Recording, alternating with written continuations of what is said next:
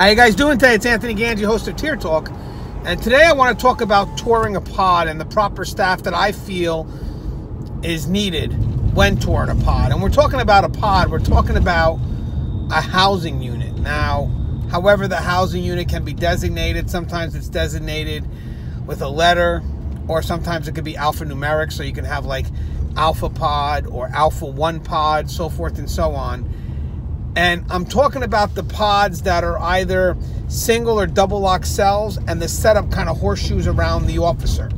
So the officer is actually right on the floor with those inmates, and then there's a local control point in which there's an officer that's secured, and that's where the officer has access to open the cell doors or entrance or exit out of the unit. So when we come back from our sponsors, we're going to talk about what I feel is the proper staffing for touring a pod and just some best kept practices that need to be in place. So, guys, if you haven't, the show's Tier Talk is dedicated to the brave men and women who work behind the wall. So please subscribe, interact, engage, comment, and hit that bell. That bell's going to notify you every time I post up a video. I stand by for our sponsors.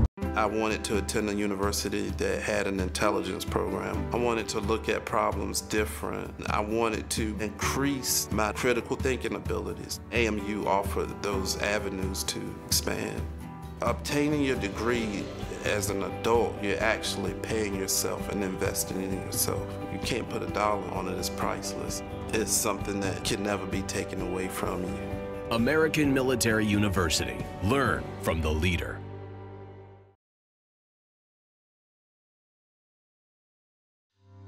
Being a corrections officer takes its toll on even the strongest individuals. The constant need to perform at the highest level, putting your life at risk in a hostile environment, and the mental scarring of traumatic experiences.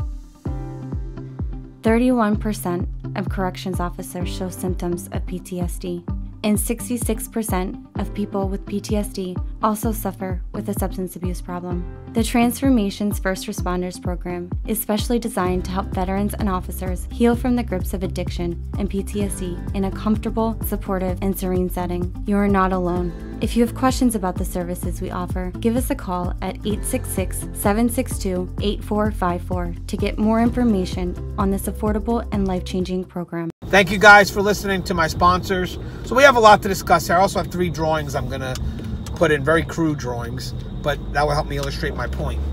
When I'm talking about pods, for this specific case here, I'm going to talk about a medium housing area, that houses single lock or double lock cells, so 1 inmate to a cell or 2 inmates to a cell.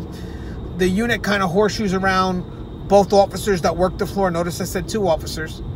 I said 2 officers because we want to have an immediate response for the officers on the floor. And as I said, most of the time, our issues aren't with just all the inmates. It's with maybe a selected few. So having that immediate response can deter inmates from being foolish. And just having that immediate response can also give the officer confidence when they're walking the floor, knowing that someone immediately has their back, and they can tend to be more effective in what they got to do, more proactive, if you will. Now, the pod area, all the cell doors, entrance and exit out of the pod, is controlled by a local control point that is secured from the inmate population. The inmates should never, ever have access to that area. That is the control point that can open up all the cell doors and entrance and exit. So you don't want the inmates to ever get into that area. Now, that officer that's in that control point oversees the 2 officers in the pod. They may actually oversee more than 1 pod, by the way, but they should not do no more than 2. So there's a great partnership between that LCP officer and the officers on the floor. The officers on the floor may ask for a cell door open or to exit the pod. The officer in the LCP can make sure it's clear, radio back if it's not, and then really, wait until it gets clear before they open it up. But we rely on those officers' eyes up in the LCP as well as the officers' eyes on the floor. So it's a good communication and good partnership. And the officer in the LCP, before they push that button, they really do want to make sure that the area is clear and that there's no threat when they push that button. Now, The funny thing here is a lot of people will say, well, Gangi, do you need to lock the officers in the pod? So are those 2 officers locked in? Like if something happens, can they escape? No, they cannot escape. Those officers need to be locked into the pod.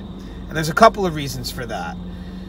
One thing is to keep the area contained. So if there's an issue that happens and the officers get overwhelmed, where can the inmates go? They can't go anywhere. There's no keys that the officers have that can access any cell doors or can access out of the pod. Also, that limits the motivation for the officer to run out if something does happen. Because, listen, if a bunch of people are coming at me looking to do me harm, I'm going to look to escape. So by not giving them the keys to another area, you're actually lessening their motivation to want to run out and possibly compromise another area of the facility. And also, we would like to hope that it lessens the motivation of the inmates to want to go after that officer. One thing is, we don't negotiate for hostages. Inmates know that. Officers know that. They put themselves in those areas. And we don't give you keys to outside areas. You know, we need to make sure that, again, if you get compromised, there's no way the inmates can take those keys and get themselves into another area. So at no time do you want those officers to have any keys on them that can control cell doors or take the inmate out of that controlled area. Now remember, I'm talking about the shifts that have more activity. So again, having the 2 people present is definitely needed because these officers are in the floor, direct supervision, interacting with these inmates. Later shifts, you know, the unit is locked down, and obviously there'll be questions as to, do you need that extra officer on the floor? I would say yes. I'm always going to ask for extra people on the floor, but I may lose that argument, and that's sad, but I may lose that argument. But one thing I will not lose is, even if you want to take away the officer from the floor, I still need an officer in the LCP when the officer tours the pods, and most likely on a later shift when we lessen the manpower, that officer may be responsible for touring both pods.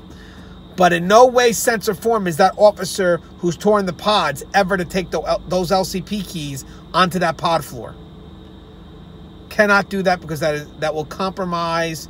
If that officer gets overwhelmed, we just lost that whole unit. Maybe even more. So if you want to go with one officer to work both sides, which I disagree with, I believe you should have 2. If that officer has to go on the floor to do his routine checks, he has to be relieved. And when he's relieved, he hands over the keys to the officer, and he does, or she does, their rounds. And then the officer in the LCP who did the relief will be the one that pushes the buttons to get him or her in and out of the pod. When I mentioned before about locking the officers in, I would still prefer for the officers within that confined space to have a spot that they could retreat to. So even if that spot was to get compromised, it doesn't threaten the integrity of the facility. But the officers have an area they can retreat to that hopefully can buy them some time. So as I'm saying, I'm hoping that we don't just lock officers in these areas, and if something happens, they don't have a spot that they can retreat to. We want to give them a spot that they can retreat to. And again, if the spot gets compromised, you don't lose any part of the facility. It's just something in that local area that they can go to, that they can secure maybe a little office for themselves. And if it does get overwhelmed, it does get taken over, it's not compromising the integrity of the facility or any other unit that may be attached. Other than that, I mentioned the keys not going on the floor from the LCP, so we don't want that. I mentioned the importance of having a secondary officer on the floor. Technically, I would like to see at all times. And guys, by the way, on the switch of shifts, if you're working a later shift and there happens to be an inmate out for whatever reason, maybe they're a late night porter, a second officer should be on the floor. Anytime there's an inmate out, a second officer should be on that floor. If you're doing a tour at the beginning of your shift, and at that time the inmates are all locked in, you should still do a tour with a secondary officer. Hopefully it's the officer that you're relieving, and then you can sign over the unit that you've, taken the proper tour and the area is secured. But the first tour, just to make sure things are good, because remember, guys, we have some faulty locks. and inmates can mess with those locks, or a door may not be properly shut. So that first tour should be done with an officer, secondary officer, just to make sure stuff is secured. I would also like to see, and I'm thinking of it, is a barrier between the cell door and the public area. So God forbid a cell door is forced open, or it's just broken, because we've seen that issue at Lee's Correctional Facility in South Carolina where the riot occurred. Or I believe there's a county jail in Ohio that has a problem with locks. Where can the inmate go? They'll still be confined behind a cage. So that separation, I believe, is needed.